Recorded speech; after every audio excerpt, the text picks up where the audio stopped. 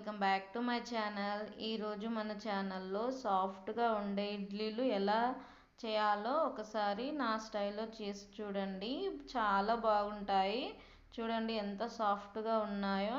మనం మార్నింగ్ ఇడ్లీ వేసుకునే పిండి నుండి ఒక హాఫ్ క్వాంటిటీ మిక్సీ జార్లో వేసుకొని మెత్తగా మిక్సీ పట్టుకోండి. వీడియోలో చూపిస్తున్న విధంగా అంత మెత్తగా ఉండాలండి.